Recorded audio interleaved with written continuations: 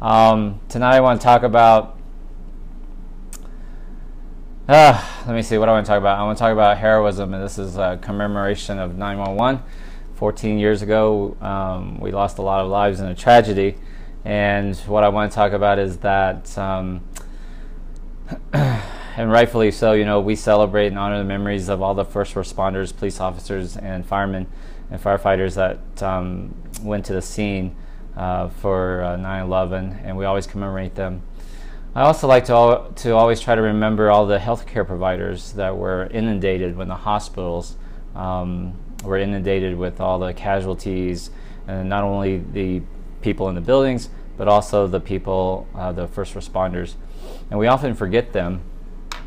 And we also forget that this tragedy is ongoing, in the sense that the first responders are still suffering ill health effects from the inhalation of the gases and the soot, and that they're still being treated by, and a lot of healthcare providers are also being seen for this sort of PTSD. And what I want to talk about tonight, if this broadcast holds up, yeah, did you lose me? Oh, a couple of hearts. Am I back? I don't know. My Wi-Fi is acting silly. It's always bad when I lose hearts, I can tell. Hello? Am I back?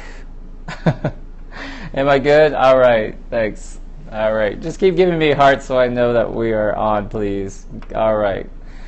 So I didn't say anything that you missed, but anyway, I just wanted to keep in mind our first responders, as well as our healthcare providers who keep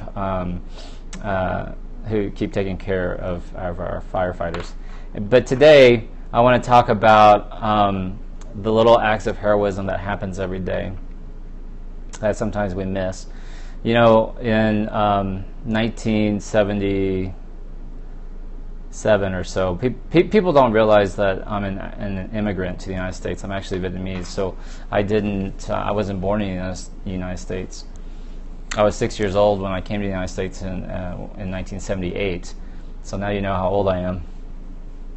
But one day my father just decided that he had had enough of communism in Vietnam, and he just decided he would leave. And there was a big family of us, his wife, as well as 6 kids, and he was the oldest of 10 children in his own family.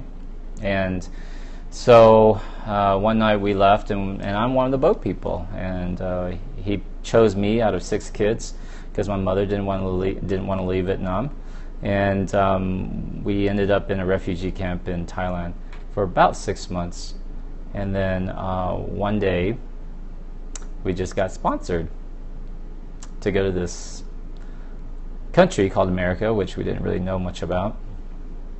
And here we are. It was a long plane ride to get to America. And I was a little boy, and we literally had the clothes on our backs. That's it. I'm not even sure we had a toothbrush. And I'm not really sure how we even made it through the night. But it was really through the grace of God and help of many people that we survived. And my dad, by the time we got here, was 36 years old. I remember the day I turned 36, I thought to myself, this is how old my dad was when he came over. And when we got over to the United States, I mean, you got to imagine a man who's 36, can't speak English, can't read English, doesn't know how the culture works, doesn't know how to find shelter or housing or what to do next.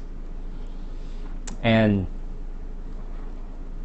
in 16 short years, by the time he was 52, he could have retired independently wealthy, because he bought a lot of real estate, and he bought a lot of rental houses, and he fixed them up with his own bare hands, and he figured out how the system worked. He was the hardest working man, very wise. And it's really through just the decision to change his life that I'm able to be here, and that our lives have changed. People often think that the opposite of fear is courage, but that's not true. The opposite of fear is not courage. Courage is feeling the fear, having the fear, but moving forward anyway. So I'll say that again. Courage is having the fear, but yet deciding to act and moving forward anyway. And that's basically what my dad did. He just decided that he wasn't going to do it anymore. He wasn't going to put up with it anymore, and he wanted something different and change. And for me, I see that every day in my patients. I see that every day in my patients. I ask them to change their lives, give up everything they know, comfort food, how you cook, how you interact with your family, how you interact with your husband and your kids. And I ask them to change that, to painfully, slowly, just trust me and change it. And they do. And they do. And it just amazes me every single day. And it's really, we think of courage and heroism as these big, monumentous acts, but really there's heroism around us all the time. And I see it every day in my patients. And it frustrates me so much when I hear people say stuff like, weight loss surgery is the easy way out. That, why are you doing that? You're cheating.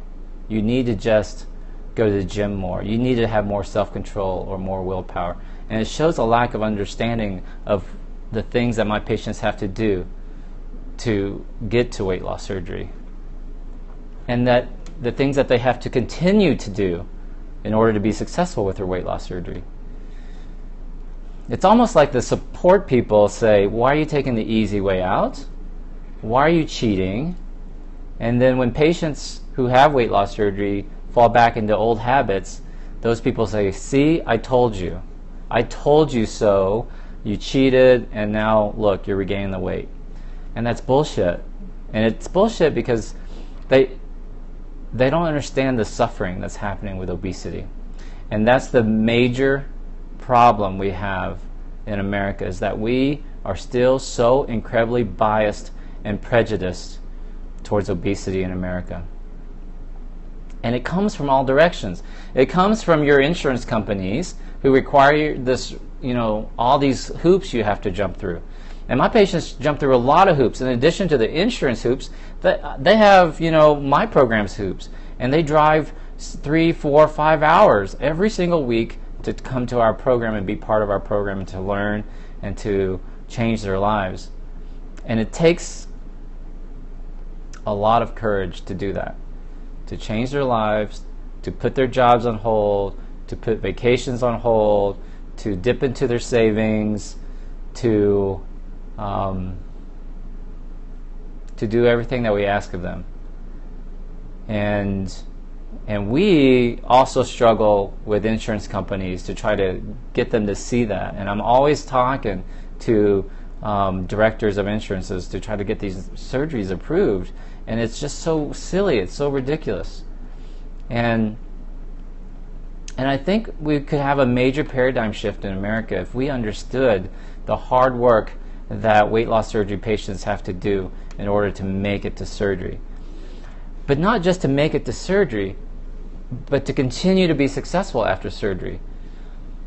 If anyone thinks that's easy, to change your whole life, to put your life on hold, to risk losing your job, to risk alienating your friends, to risk alienating your family, to try to learn new skills, to garden, to cook. If anyone thinks that's easy or cowardice, I have news for you.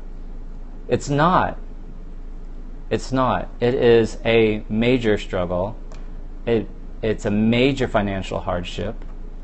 And it's not because of gluttony or laziness or avarice or lack of willpower. It is a disease.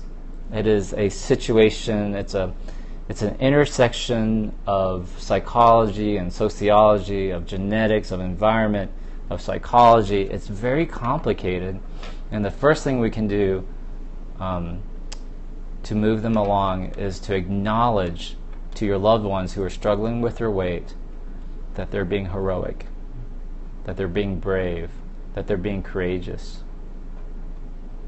And my message to my patients is, you're my heroes. You guys keep me going. I love seeing you on follow-ups.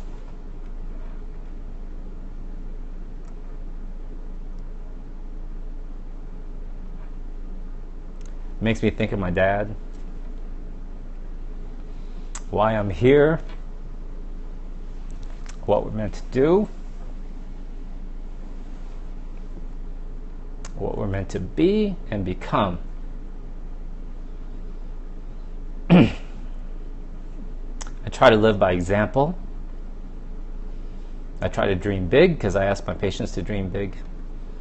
I try to live boldly because I tell my patients to live boldly. And I am no hypocrite. I don't want to be a hypocrite. Now, I want to lead by example. And I think it's important that they know, my patients know, that you guys are my heroes. You're the reason why I do what I do. And I stay up late. And I work hard. And I write. And I have a lot of fun. And I dream big. And I want you to do the same.